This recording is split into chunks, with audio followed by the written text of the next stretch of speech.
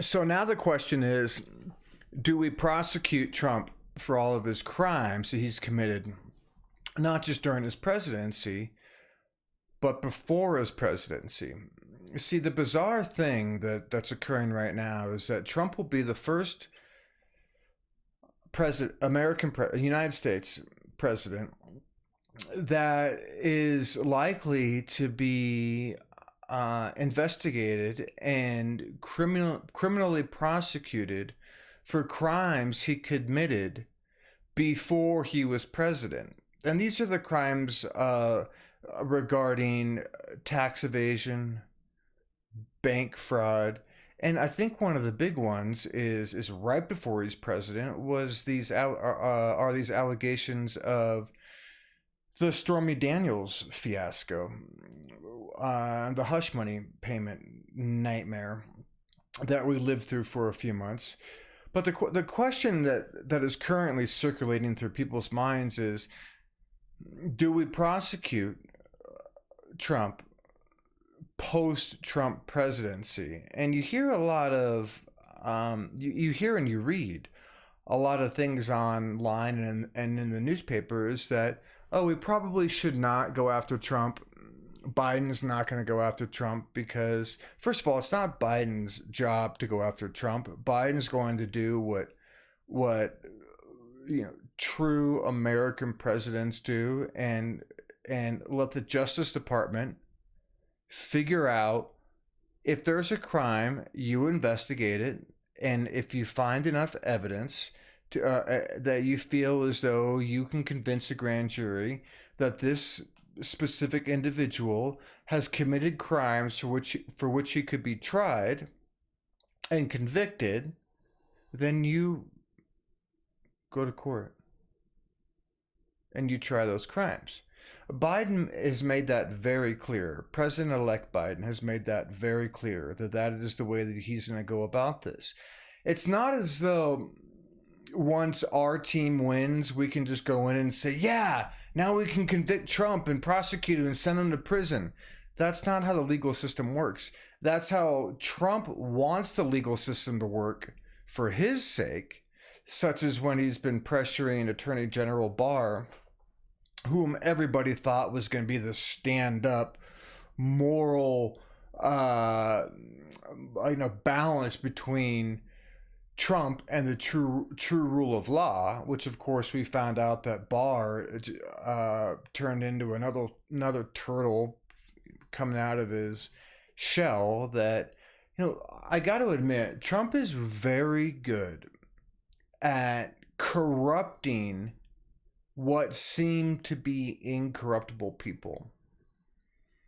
As you've noticed, virtually every person in Trump's orbit have been convicted or pled guilty or are under investigation for mega crimes. So now they're being investigated and prosecuted and sent to prison and or getting pardoned, such as the case of Roger Stone. And more pardons are to come. As we all know, more pardons are to come. This last lame duck part of session, the next 60 days of the goon's presidency, we are sure to see more pardons. We are also sure to see Trump pardon himself, which he's claimed he can do, which is so far beyond the rule of law and limited executive power principles that the GOP has claimed to stand for the last 75 years. Nevertheless, the question that I would like to address here is whether or not Trump should be prosecuted for the crimes not only that he committed during his presidency, one of those crimes being demanding that his administration neglect and refuse and dismiss congressionally approved and federally and subpoenas, congressionally approved subpoenas backed by, I believe it was 7 federal judges that said, yeah, these subpoenas have got merit. And Trump administration folks get subpoenaed, and Trump just says, just ignore them. Don't worry about it. Now imagine if you got subpoenaed for a crime and you just didn't show up. And that subpoena was backed by 7 judges, despite if they're federal or district or state. Well, you'd be in jail right now. That is how overblown Trump has taken his authoritarianism. Now, a lot of talk is going on the internet and newspaper articles about whether or not the president-elect, and at that point President Biden's Justice Department, should go after Trump and all of his cronies, including his family, and investigate them and try and, given all the evidence we've got, convict them.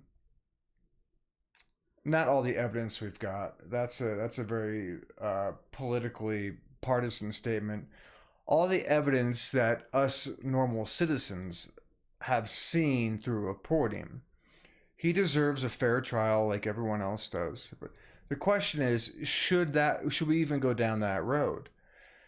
And a lot of people are saying, including some people that I've read about in the Biden camp, saying no, because the country needs to heal. The country needs to heal and move on. So we should just let Trump go off into the wind, which of course we know he's not going to. This entire election scam fiasco is just another extension of the Trump branding that we've all been watching for the last, well, I'm almost 50, so since the 80s for me, and probably before that in the late 70s. And one of the things that's really being heavily disputed is, should we prosecute President Trump for his crimes, for locking kids in cages, for pressuring Ukraine to dig up dirt on Biden, or we're going to withhold military funding for Ukraine. The whole thing is just such a undeniably corrupt intent that it's almost impossible to ignore. Nevertheless, a lot of folks are saying, well, we should just move on. Now, my question is, if a perpetrator, in the case of Trump, they're called principals, perpetrators in federal law, they're called a principal, not like in elementary school when they were called principal, PAL. But in the federal legal system, Trump will be called a principal, PRINCIPLE, meaning the perpetrator. The question is, should we try Trump as a principal, investigate him as a principal, or just let bygones be bygones? Now, my question is, if a police detective came over to your house and said to you, a homicide detective, and said to you, hey, listen, we found the guy that killed your husband or your daughter or your brother or your son, and we found the guy, but we feel that the best way to go about healing is for us to just not go after the guy and to not try him and to not investigate him, because the best way to heal is to let the guy go. Is that what you feel justice would be? Still drinking the red wine. Would you be satisfied with justice in which someone that stole something from you, hurt somebody that you loved, burn down your house, would you be satisfied that the investigators decided, I think it would be better if we just let the guy go?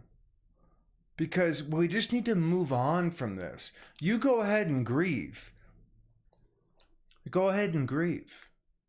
However, we're not going to prosecute. We're not even going to give the guy a trial. We're not going to hear his evidence. We're not going to present our evidence.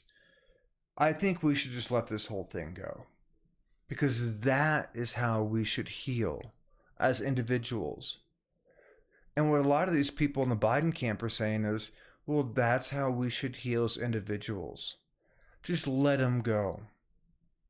By the way, every conservative, on another note, every conservative friend I had that I kept in touch with, mostly on Facebook, only on Facebook, I started checking out their Facebook pages. I was like, oh, whatever happened to my friend, Bob and Charlie and Scott? And I realized, oh, I've been defriended by all of these people. Come to see, every conservative, except for one, every friend that I've had over the last almost 50 years, and that I've been on friends with Facebook, have all defriended me. Only because I claim to be a Democrat, which I am a Democrat, but I'm not some far left, what they're calling now Democrat socialist, or I don't have any of these far left opinions, except for when it comes to what people do when they're naked and what women do with their bodies, and those are the two hot topics. But I'm left on pretty much every subject except for Second Amendment stuff. I think people should have the right to defend themselves, and I definitely have some left-leaning opinions towards that on who should be allowed to own weapons. But regarding the Facebook deal, all of my friends have abandoned me, except for one. Abandoned me on Facebook. Except for one. Unbelievable. So we've turned into an American culture, a society where we can have friends with different opinions and disagree on our political views. Two, we've switched from that to you either align completely with President Trump or you're a socialist. That's what so I go visit my friends' Facebook pages now and then. And it's just nonstop hatred towards people that don't agree with them. Abandon Facebook, despite the fact they're still on Facebook, because these other nonsense platforms are gonna rise up and fizzle out. I was really worried about this whole Trump movement turning into some sort of civil war fiasco, but I'm realizing that it's all talk. It's all hat and no cattle. We're going to be fine. Nevertheless, yeah, people I've known for almost 50 years have abandoned our friendships simply because I don't agree with everything Trump says. Back to the point, should Trump be investigated for the crimes he committed while in office? Yes. Should Trump be investigated for the crimes that he alleged crimes he committed before he was in office? Yes. Because the only reason that we know about these alleged crimes, such as the fraud with Deutsche Bank and the hush payments to Stormy Daniels and Karen McDougal, are because he ran for president. So when Trump turns around and blames this gigantic conspiracy theory about how the IRS treats him so poorly and how the media treats him so poorly, well, it's because, Mr. President, you brought it upon yourself.